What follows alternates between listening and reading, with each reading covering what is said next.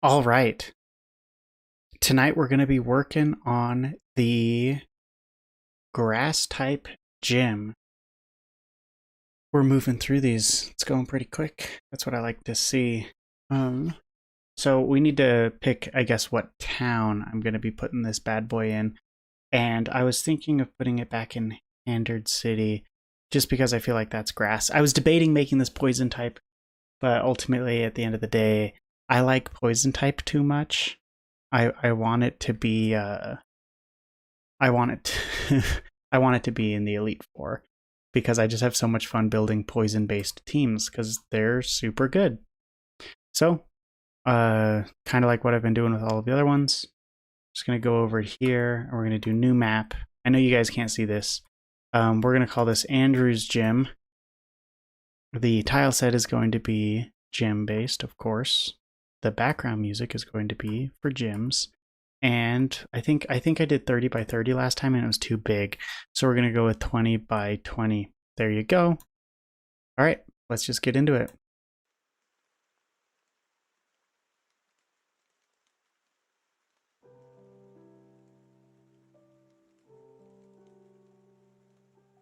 Grass gym's also one of the easier ones because it overlaps with a layout available from the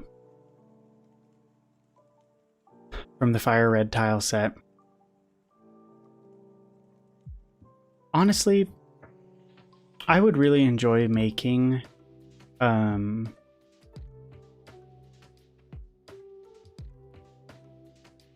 making my own tile sets.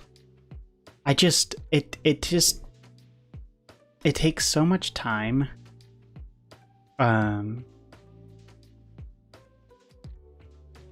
Yeah, it just takes so much time to do it. And ultimately in my game, I want to maximize doing what I enjoy, minimize doing the things that I don't enjoy. And I mean, I think it's no surprise to anyone. The stuff that I enjoy doing is map making. Also, I actually do like eventing. It's just eventing is very tedious. I don't think it's as exciting to watch, which is why well, actually, I'm going to do it all at the end to kind of build a cohesive story, but I've been holding off, and that's why. I think I may need to make this a hair bigger. No, this should work.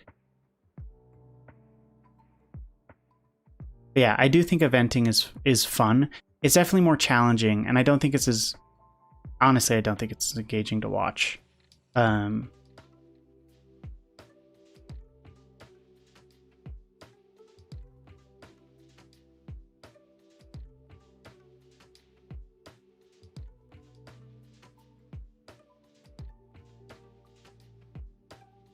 Wow, do I... Oh no. I was like, do I have to use the window tile? But that shadow tile is separate. That shadow tile is the only, like, there's two kind of things. There's these light patches and dark patches. The wall tile really only lets me use the light patches. There isn't another wall tile for dark patches, which is unfortunate. But...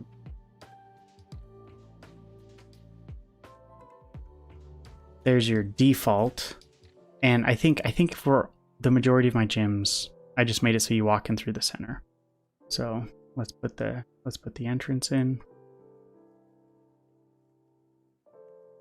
I really should do something to figure out like the symmetrical center for these places for all of my gyms, because I always end up doing this odd guesstimation where I'm like, okay, that's close enough.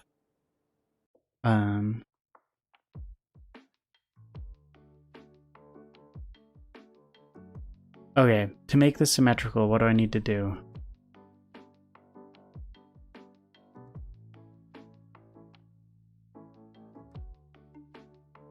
I think I need to extend it by 1. I'll do that right now. We'll give myself some wiggle room. Oh, I made a new map.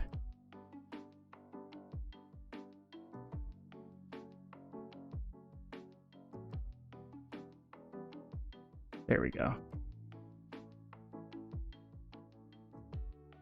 I haven't been around as much to stream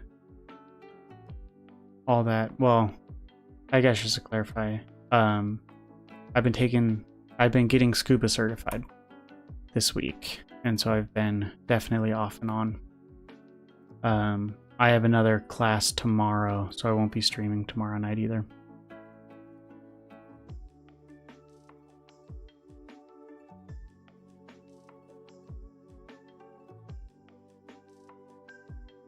All right, let's see if that helps me get the true center.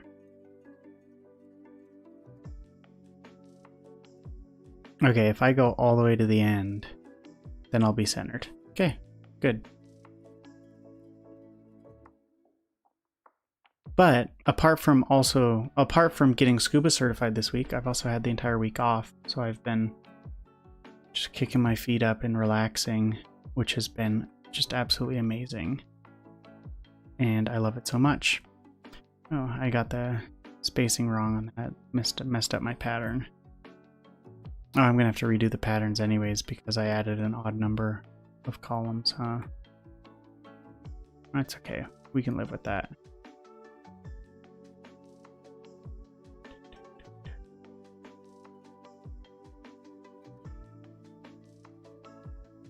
There is no winning actually because that's gonna match up. I don't even know how I feel about the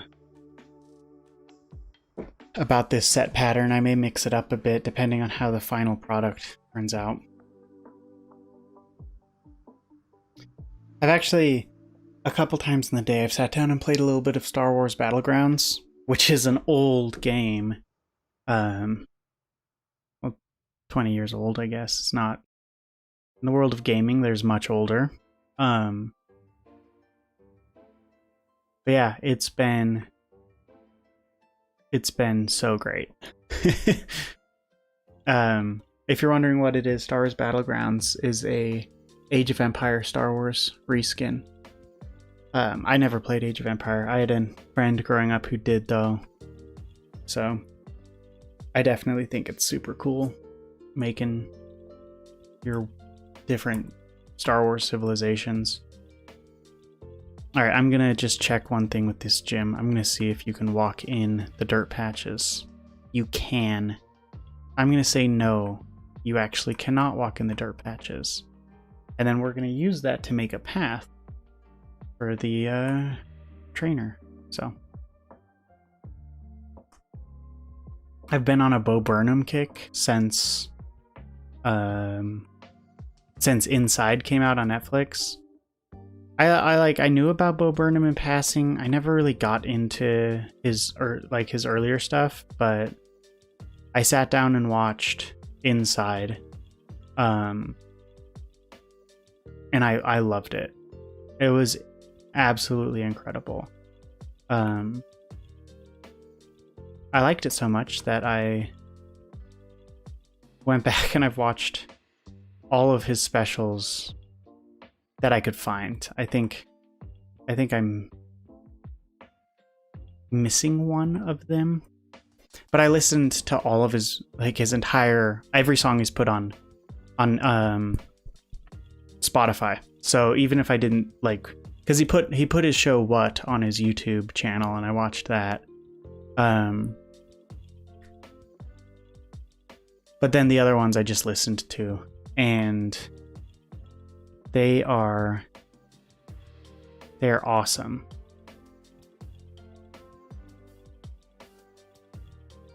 And I still think that Inside is by far his best work. I mean, I'm biased because that's the newest one, but it's also the one that I liked enough to go back and listen to all of his other prior work. I definitely think that, I don't know, I feel like he picked, I don't know how he'd feel about me saying this. I think he picked bigger like challenges to take on in Inside. But I mean, I know he's talked about he wrote the movie Eighth Grade because like to kind of express anxiety, and he's talked about on podcasts that he's gone on how he struggles with anxiety. And so that's a theme that you see a lot more in Inside than you do see. He talks about in all of his works, he talks about like being worried what people think of him, but it definitely comes through more so in Inside than his earlier works. My favorite song from Inside is That's How the World Works. I think it's absolutely incredible how he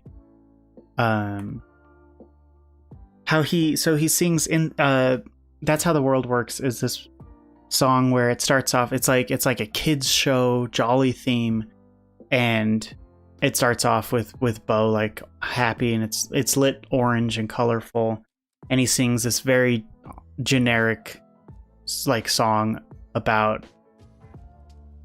how, you know, all the different pieces of our world work together to make the world work. And then he brings out his little sock puppet Socko, and Socko explains how absolutely corrupt human society is. And it's hilarious, the juxtaposition, obviously. But I also can I fit this in the corner? I think I can. I also I loved how, like, and he makes this point abundantly clear in the song itself. I like how he emphasizes the how Socko towards the end is like the relationship that Bo has with his sock puppet is supposed to represent like corporations and their control over our society. And it just tracks so well, and you're watching it and you're like, this is funny, this is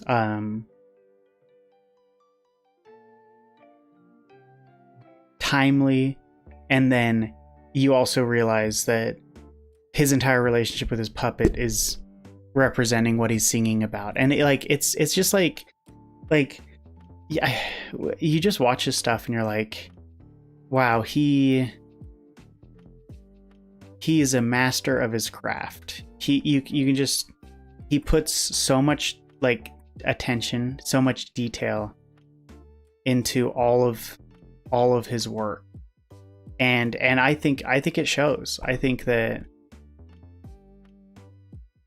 anyone could sit down and watch it, and that's, well, so that's one of the, in my opinion, that's one of the most beautiful parts of cinematography, is that when you do something well, it just comes off as incredibly natural. It's one of those things where when you do something really well, it doesn't draw attention to an individual part, but it adds to the whole. I think a great example of this would be when I think it's easier to see when someone makes mistakes than when they get it right. And that's why when you watch a bad movie, you'll notice like, oh, that's expositional dialogue. That this isn't a natural conversation. You notice that because it's poor writing, or sometimes you notice like the delivery is bad, and then the attention's on the actor for messing up. Kind of like they aren't really expressing the subtext of the scenario very effectively, right? Or you get these weird editing where there's like some jump cuts that don't work, or you can tell, or there's continuity errors in the cuts, and then you're like, oh, okay, this was a recut, or maybe they had to like cut out an extra scene. Or even you'll notice sometimes like they'll give dialogue to characters when their back is to the camera, and you're like, oh, that's additional dialogue. If you really want to start looking at stuff like that, I would recommend TV shows, because they're limited in their production quality. They have to do a lot in a little time with not as big of a budget as movies. So shows are a great place to do this. But whenever you get a one-on-one dialogue, which is very common again in TV shows, where two characters are just talking back and forth, it's very common to open with a framing shot showing the two characters facing, and then you keep the angle continuity and you start doing over-the-shoulder shots, or, you know, whatever it is. And editors do a good job of mixing it up. So sometimes you're focusing on how someone is saying something by showing a cut of their face while they're delivering the line. And sometimes they show the person listening, so you get the emotional response of how someone's digesting the information that they're being told, right? Very basic aspects of film. But I want you, and I swear more TV shows do this than don't, because it's inevitable. Editors will pick dialogue and delivery that they like, and they will take the audio from that and they will mix it with shots that they like, even if it isn't the same delivery happening. And so what I want you to do is look at, when it's an over-the-shoulder shot, look at the jaw of the person you're looking over the shoulder for, because 9 times out of 10, they aren't actually talking. They're not moving their lips. They're just sitting there, and they're letting the other character act. And then the editor gets that shot and is like, I like this person's face. I like the emotional response to the situation. But I like this audio better. So I'm just going to put them together and no one's going to notice. And again, 9 times out of 10, no one actually notices. But now that I've told you that, look for it when you're watching TV or watching movies. It happens all the time. But this goes back to saying, like, I mean, continuity.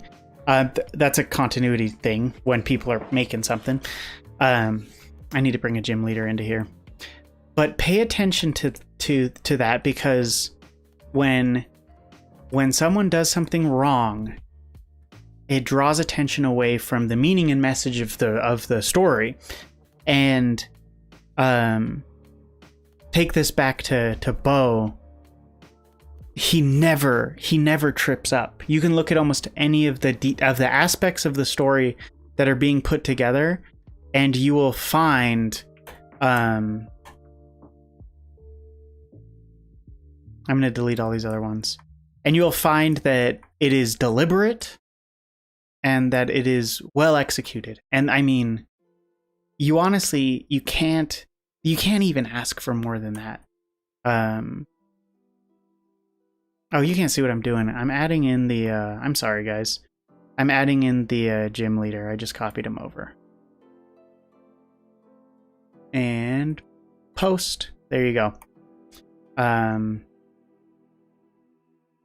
That's Andrew. That's the grass type gym leader. Okay. I'm sorry. I'm ranting way too much. I'm going to switch over to display capture, and we're going to show the dialogue boxes. We're going to talk about what Andrew's going to say, but I'm going to finish my rant. So like when you're watching, and this is why it's such a treat to watch inside, like where the cameras are placed are deliberate. The zoom in and zoom outs are deliberate. The lighting is deliberate.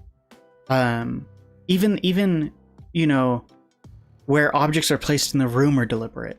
It all adds to this performance and this overall message. And that's like, when you watch it, it's stuff that you don't even really think about. But that's because it's doing its job so well. There's this great shot of Bo sitting in a stool in the middle of his room. Like, I think he has his laptop or phone in his hand, and he's like, he's still like writing, or thinking. He's prepping for his next performance, right? And the camera's on the other side of the room. It's very far back, and you're looking through this hallway and sort of archway at him. And there's all this equipment in the way. And it's because Bo's telling a story about creating a special and how he's stuck in his room until he completes his special. So what does he do? He puts the camera far away and he has this hallway framing the shot to show that he's stuck in this room, and then he has equipment between you and him because it's like he's being held, like restrained by these, like they're almost like prison bars in front of him. Like it's things like that where you watch it and I guarantee the emotions of how that is formatted is hitting you, whether or not you consciously put it into words. You are getting the emotional response. And that's, I mean, as a whole, that's why film is just so engaging. Because in film, there's so many things that we do in our day-to-day interaction when you're face-to-face with someone, having a conversation or at a party and see something happen across the room. There's so many visual cues that you don't even think about, that you subconsciously recognize. You're always reading people's facial expressions and their tone of voice. You're always trying to figure out their mood and what's going on and what they're thinking, right? That's like, I mean, half of human interaction is us trying to figure the other person out. And all of that translates to film, but you don't ever consciously think about it because you don't think about it in real life. So when you watch Inside, there's so many messages that Bo is translating into a TV special format, a comedy special format. And because he doesn't make mistakes, it all adds so much depth to his performance. Anyways, that was really long rant. Definitely geeking out a bit too much. I feel like if Bo ever heard my rant, he'd probably, on one hand, he'd be like, oh yeah, like this guy like got it. And on the other hand, he'd be like, this guy cares way too much.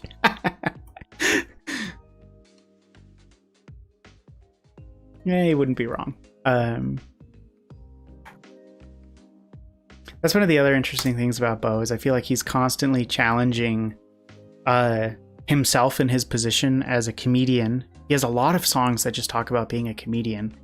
And he also spends a lot of time talking about how about like audiences and people and society as a whole. And so you sit there and you're constantly thinking like, well, what's he saying about himself? And what does that change? How does that affect my view of him? And you're also sitting there thinking like, what is he saying about me? And how does that affect my view of myself?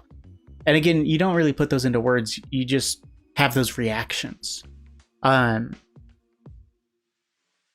it's really hard to really like pin him down. And I'm sure he loves hearing that. Because a lot of his songs, he'll say like a first verse, and then the second verse is like a spin on the first verse, where the second verse is really a response to the first verse, and he's reframing it, and he's constantly reframing. It's hard to really understand, like, where's Bo versus where's the performer, or where's the performance of Bo, and where's like him, where's he coming from? So anyways, I mean, honestly, I'll probably bring this up a lot more in the future. I just realized something about all of my gyms, which is that I add gym victories +1, but I also have defeated gym 1 for all of them. So we're going to make Ryan defeated gym 2. Good. Let's make sure none of the other ones are like that. Stephanie defeated gym 3. Mike is going to be defeated gym 3. So let's make this defeated gym 4.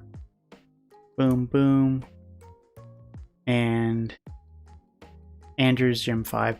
The reason I'm doing this, even though it doesn't really matter for progression, usually use this to roadblock characters. Put like a herd of Tauros on one of the routes, and the Tauros don't clear until you've beat the local gym. But this lets me start making specific events for each gym. So if I wanted to make like a stories, I can make it so that each individual gym has its own offshooting web of story post-game, like adventure stuff. And then each gym has a post-game instead of like the Elite Four, which I probably will end up doing. One of the real appeals to me personally about making such a small game is how much how much detail I could pour into it, where once we get into the eventing, I could just go wild and just add or remove as much or as little as I want. So Okay, let's talk about dialogue. Oh, man. Dialogue is a blessing and a curse.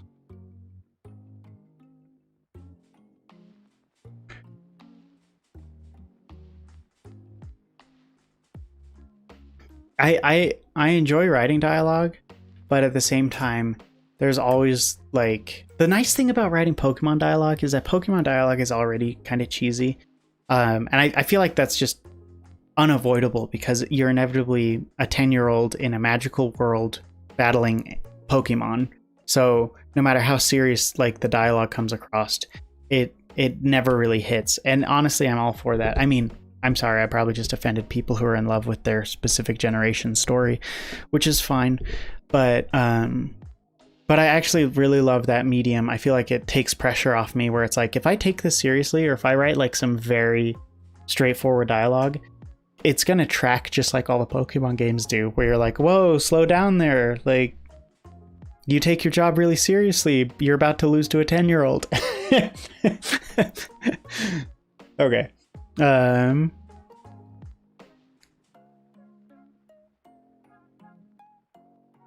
Grass. I really like Mike and his lack of dialogue. It just tickles me pink. I'm sorry. I was thinking about like what I could have him say, because I've given them all of these like very like serious things about their typing, and there's a lot to say about grass.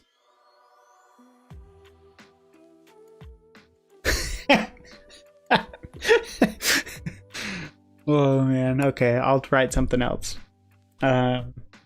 Grass type got screwed by the early game and they've never changed it. Grass typing just blows. Sorry grass type. It's just the unfortunate world you live in. And that's why they made grass dual type. It was supposed to help cover a lot of grass's weaknesses in Gen 1, from my understanding. Because, okay, get this. Grass moves. Super effective only against 3 things: water, ground, and rock. Ground and rock are redundant.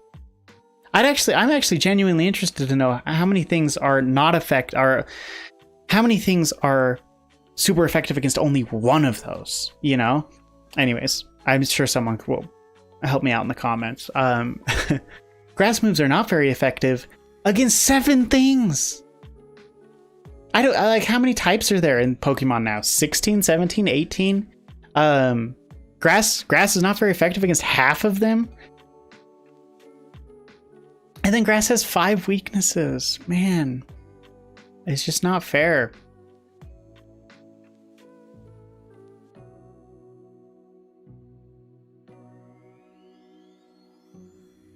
If I could go back and change things about grass for Gen 1, because then it'd carry on through all of them. So I guess just changing all of it. I would make it so poison isn't effective against grass. Poison grass is such a common like thing. They interact so much that if anything, they should both be not very effective against each other. And then I'd also change. I'm on the fence about flying. Fire makes sense. Ice, that's cool that kills grass. Bug makes sense. Poison doesn't make sense. Flying, I'm on the fence. Flying is one of those types that like was really like specific. It's a very specific type of typing, you know. But then flying would only be good against fighting and bug, which is fine. So then I would make it so only 3 types are super effective against grass: fire, ice, and bug, right? And then I would also try and increase what grass moves are super effective against.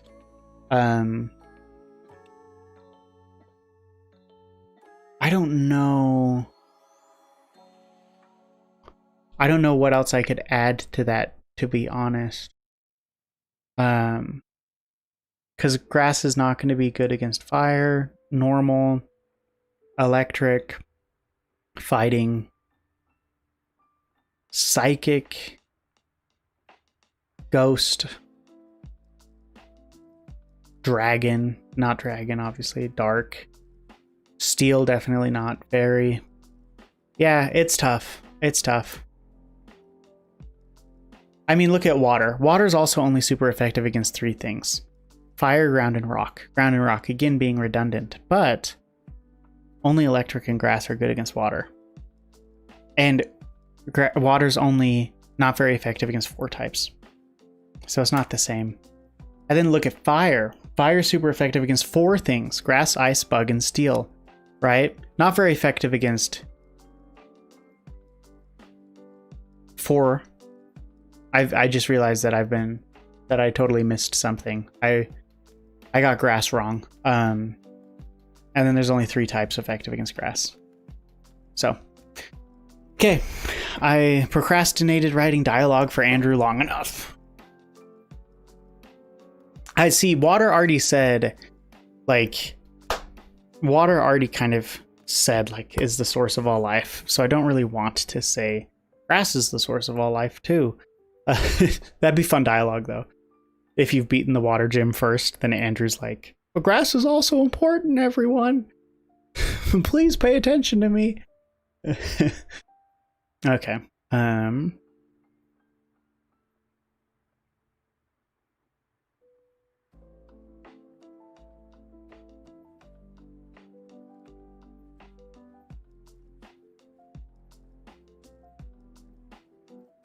What I'm going to say is not actually true. So I'm going to say grass type Pokemon, important qualifier, can create life out of the hardest rock and toughest soil.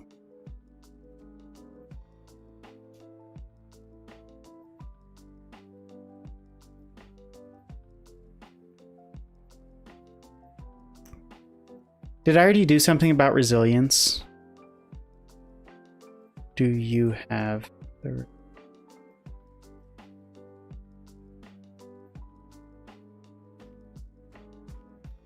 I feel like grass isn't resilient. I shouldn't say that.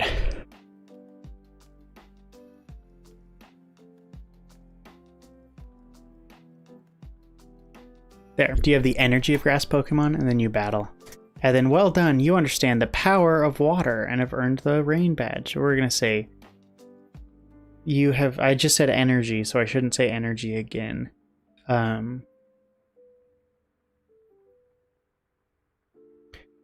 I could... The virtue of grass type Pokemon. They're very virtuous. The